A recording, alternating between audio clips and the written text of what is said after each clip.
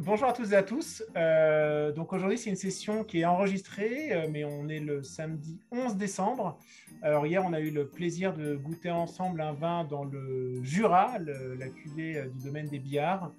Et aujourd'hui, on va descendre un petit peu plus. On est chez Stéphane et Karine dans le domaine Cérol. Bonjour Stéphane, bonjour Karine. Bonjour. Bonjour. Voilà, donc on va partager voilà, ces 10 petites minutes ensemble et on voudrait déjà tout d'abord en savoir un petit peu plus sur votre domaine. Alors expliquez-nous un petit peu l'historique du domaine et d'où il vient. C'est le côté un petit peu familial qui nous avait vraiment plu quand on a fait la dégustation de votre cuvée. Voilà, alors domaine Cérol, on est en côte rouennaise, en plein cœur de la côte rouennaise, à Renaison, depuis le XVIIe siècle, du côté de ma grand-mère paternelle. Voilà, mais le domaine s'est transmis de génération en génération, et moi je suis revenu sur le domaine en 1996, sur un domaine typique de l'appellation. D'accord. Et Karine vous a rejoint assez vite, j'imagine? Alors moi, je travaille avec Stéphane depuis une dizaine d'années. Oui.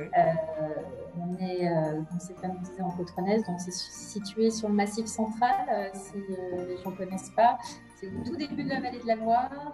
C'est des vignes qui sont entre 400 et 600 mètres d'altitude. Et il y a un cépage qui est le cépage phare ici, c'est le Gamay, qui chez nous est même un Gamay Saint-Romain, sur une variété locale de Gamay.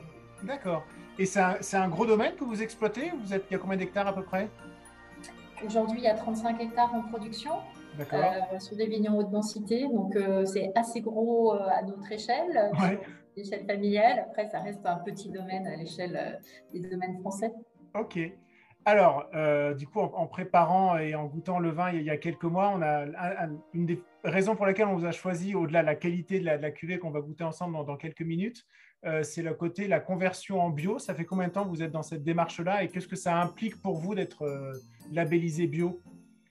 Alors, on a commencé en bio en 2008 sur une petite surface, sur le vignoble des Blandins, qui est annexe au domaine. On a commencé il y a donc 13 ans. Et puis, mais le bio coulait de source un peu chez nous, mais était un petit peu compliqué, comme Karine vous l'a dit, à la densité de plantation qui est élevée. On a entre une unité de 1000 hectares, des coteaux avec certaines pentes, un manque de mécanisation des fois aussi, ce qui fait que la conversion a été un peu plus lente que l'on pensait au départ. Et tout a été en bio en 2014, donc ça fait déjà 7 ans. Voilà. Et maintenant, on a fait le pas vers la biodynamie très vite, parce qu'on s'est rendu compte que la biosol, c'était pas une seule voie forcément que de négation, parce que le bio, on enlève les produits de synthèse, mais la biodynamie, on part avec d'autres outils, plus de temps, plus d'observation, plus de travail, mais plus d'équilibre dans les vignes et dans le milieu naturel. Alors justement, on en parle souvent, mais c'est quoi exactement la biodynamie? Qu'est-ce qui va être plus complexe ou plus riche à travailler dans cette technique-là? Pour la biodynamie, il faut être en bio, ça c'est la première chose. Après, c'est bien en lien aussi avec l'histoire du domaine, c'est que sur la côte rouennaise, il y a une histoire de polyculture qui est très forte et de diversité. De l'environnement, il n'y a pas que des vignes. Si vous provenez vers chez nous, vous verrez des prés, des forêts, tout cet échange-là. Et quand on parle de biodynamie, c'est toute une synthèse de l'environnement et des pratiques qu'on a. Donc après, ça se traduit sur plein de choses. Stéphane vous en parlera un peu plus en détail, mais c'est l'idée d'être un peu plus en symbiose avec son environnement aussi qui est le plus important. Ouais, je crois que des fois, on veut un peu trop partir sur le côté, des pratiques. Des pratiques au niveau de la lune et tout ça. Et en fait, c'est tout d'abord une belle agriculture. C'est de redonner le maximum de vie au sol. C'est vraiment ce qui, moi, m'a le plus interpellé dans la biodynamie. C'était vraiment de travailler sur le sol et la vie microbienne qu'on peut créer dans les sols. Et puis après, c'est que la vigne vive au milieu de plantes et non pas que la vigne soit seule et qu'on essaye éradiquer toutes les maladies possibles qui puissent l'attaquer. C'est vivre dans un équilibre et d'essayer de respecter les cycles. Et c'est simplement une belle agriculture, je pense. Mais bon, après, sur lequel il faut suivre un cahier des charges, qui est important parce qu'on ne peut pas dire que je fais simplement une belle agriculture. Il y a des préparations biodynamiques à pulvériser, des cornes de bouse, des bousses de cornes, des silices, et voilà. Et toutes les tisanes et les décoctions à partir de plantes qu'on peut utiliser en complément pour les traitements, pour aider la vigne à se protéger elle-même des maladies, la rendre plus forte. D'accord. C'est top, bravo, bravo, bravo. Alors, ce que je vous propose, c'est de commencer à goûter sans plus attendre le vin du jour. Alors, voilà, donc moi, j'ai le calendrier sous les yeux. Donc, aujourd'hui, on va ouvrir ensemble cette case-là. Hop, donc la case numéro 11. Voilà, que j'ouvre. Donc, voilà, c'est la vinote numéro 11. Et donc, je vais directement la verser dans mon verre. Donc, vous avez la différence, c'est que vous l'avez dans la grande bouteille.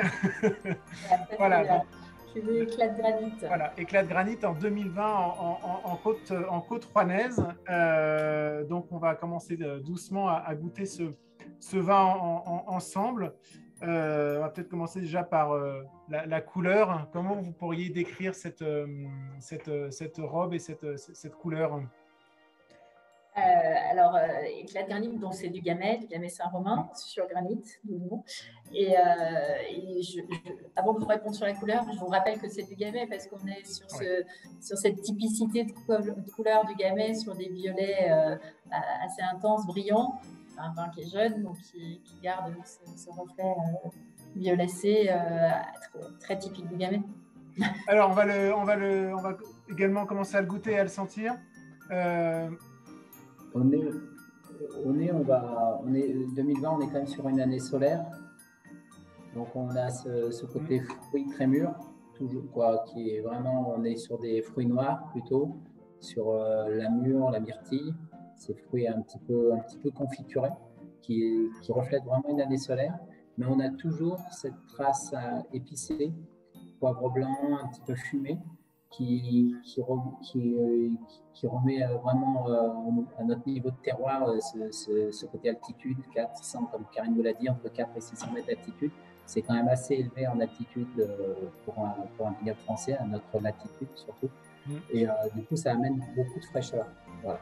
Donc, on a ce côté très mûr, une année solaire, ce côté frais qui arrive derrière, fumé, épicé, poivré. Pour ceux qui se demandent la différence qu'on peut avoir entre un Gamay et un Gamay Saint-Romain, typiquement, le Gamay Saint-Romain, c'est notes d'épices qui sont vraiment liées à cette sélection de Gamay. Et je dirais que le granit et l'altitude donnent aussi des côtés épicés. Donc, on a des Gamay très épicés. Et on est souvent l'habitude de dire on a cette odeur de confiture de fraises au poivre. On n'est pas très loin de la côte rouennaise. C'est vrai, oui. Et ensuite, est-ce que du coup, quand vous allez avoir d'autres cuvées sur votre domaine, vous allez avoir quel type de typicité différente notamment en termes de nez par rapport peut-être à l'altitude ou par rapport à… Oui, par rapport aux parcelles, ou à la précipitation. C'est surtout les sols et les expositions qui changent.